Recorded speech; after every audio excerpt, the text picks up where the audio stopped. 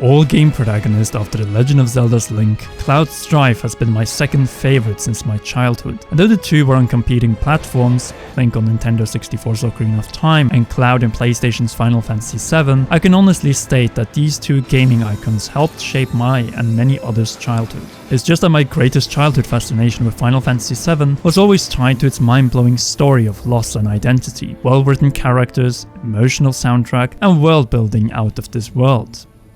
And I need to admit, my main problem with Final Fantasy VII was always its technical limitations. It was simply a vision too ambitious for the 32-bit PlayStation, and because of it, the game didn't age as well as it deserved. This is why I'm glad to report that the Final Fantasy VII Remake is everything I wanted, and more. Nomura and the rest of the team at Square Enix has truly created the experience we all have wished for and kept the promise of the legendary becoming real. The graphics in the remake are for the most part on a whole different level. The gameplay is exactly what I wanted, the updated soundtrack gives me constant chills, and the storytelling and world building have never been more immersive in any Final Fantasy game. I have to say, I'm jealous of all of you who are going in blind as you're not prepared for this cinematic and gameplay masterpiece, which will consume you from the opening bombing mission all the way to the current end.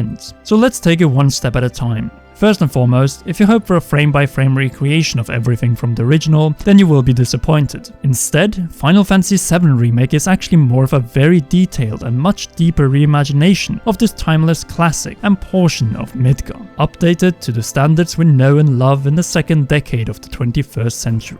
Gone is side-scrolling Midgar, as it has been replaced with one of the most immersive and downright stunning 3D metropolias I've ever seen depicted in a video game. And I'm saying this after playing this instant gem on the launch model PS4 from 2013, not in upscaled 4K on the PS4 Pro. Midgar is alive in a way like never before. What we could only imagine and interpret in our heads back in the late 90s has finally turned into reality. In fact, I would go as far as to state that with this remake, we've finally surpassed Advent Children's impossible graphical benchmark, and that in a Final Fantasy VII video game. What a time to be alive. Well, at least for the most part, as one of Final Fantasy VII Remake's downsides are the murky background textures, which unfortunately during slower sections of the game can ruin your immersion as they pop in straight into Cloud's face. Still, these are not visible during the most crucial story cutscenes, which look absolutely amazing. I can't describe with words how immersive and detailed the cutscenes and storytelling in this game is laid out. You go straight from exploring to an emotional and kick-ass scene, and then are dropped straight back to being in control. This is something that I can't do anything else but applaud Square Enix and the Final Fantasy VII Remake team for delivering a near-flawless storytelling experience with added depth and meaning. This game doesn't rush you to the finish. Instead, it allows you to consume everything at your own pace, and in a way feel like you're part of the daily life of Midgar and take part in its struggles. The added story sections make me care about the secondary characters and Midgar's inhabitants in a way that makes the heartbreaking moments even more striking despite being aware of what is about to unfold. But what is to some extent negative about this is that the Square Enix team didn't only add to the story, but also altered entire chapters from the original to something that I believe some of you will not be pleased with. If you're a big fan and wished for a frame-by-frame recreation, this might not be well accepted. But if you're playing the game for the first time, perhaps you might enjoy it more. As for me, I appreciate the new content and actually the feeling of being surprised by a 23-year-old game. Being excited for where the story would bring us next. That is something that we veterans should also be able to appreciate, as there would have been no surprises with a one-to-one turn-based recreation.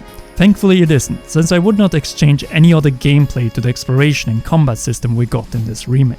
I've already mentioned that the gameplay in Final Fantasy VII is as seamless as it gets, and I really mean it, since the transition from cutscene to battle is instantaneous, while remaining in total control, just as what was the case in the original. The customization is just as sophisticated, but the presentation and layout of it have gotten an overhaul that is readable and easy to manage and set up to turn Cloud, Barret, Tifa and Aerith into exactly the combat veterans you desire them to be.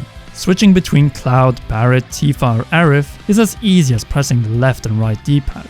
And though the battles are no longer standstill turn-based, the hybrid system implemented in the Final Fantasy VII Remake feels like a perfect compromise. Surprisingly, many elements from the original game have remained intact. From commands where you find all abilities, spells, items, limit break attacks, and later on in the game can acquire summon to unleash these on your opponents. All of it has been preserved within the ATB system, which fills up faster by hitting opponents. Materia of concentrated Marco is just as crucial as it was in the original game, but has a little less impact as some battles can be button mashed through with your occasional ability or spell. This isn't bad though, as the 5 to 10 hours you originally would have spent in Midgar, depending on your level of turn-based skill, has been expanded from 25 to up to 40 hours, and in that time you want some encounters to be quick, but at the same time action-packed. After all, you want to feel the intensity, while also taking all the love, depth and detail added by the development team. More challenging opponents like key plot characters and bosses still require tactical maneuvering and switching between characters to take advantage of their individual strengths, as failing to do so will quickly result in a game over on higher difficulties.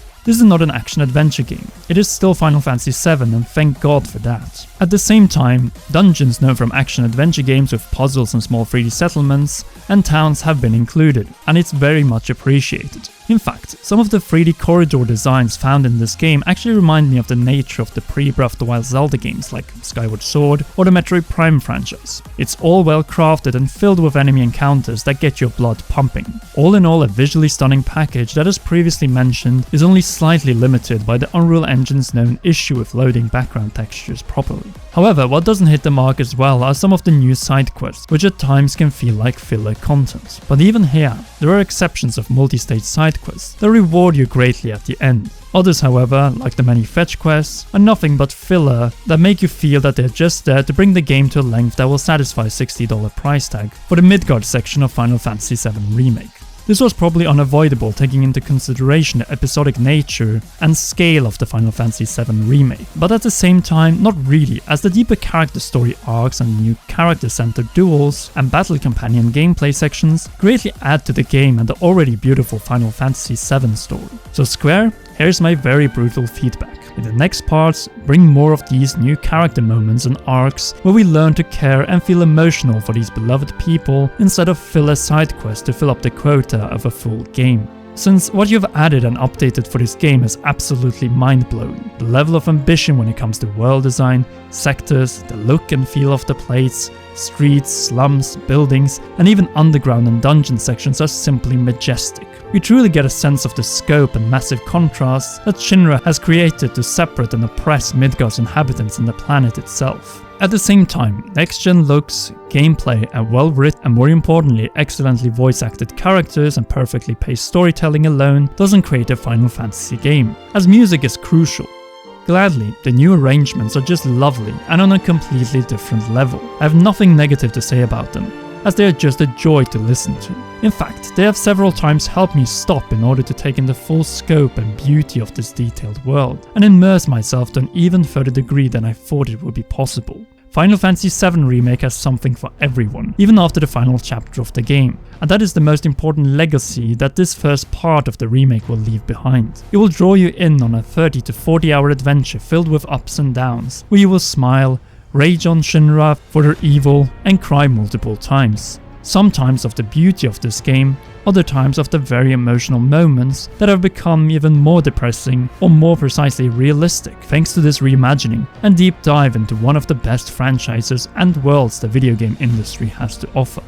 The Midgar HD 4K introduction to Cloud's, Barrett's, Tifa's and Aerith's long journey is now the perfection that we want this part 1 to be. But to be fair, I'm glad it isn't, as it leaves room for improvement for the next part, which is likely to be way more ambitious and could even become a massive open world on the PlayStation 5 and then other next-gen systems. As for the more controversial story changes, I guess we just have to accept them, as the original Final Fantasy VII will still be there waiting for us to be played.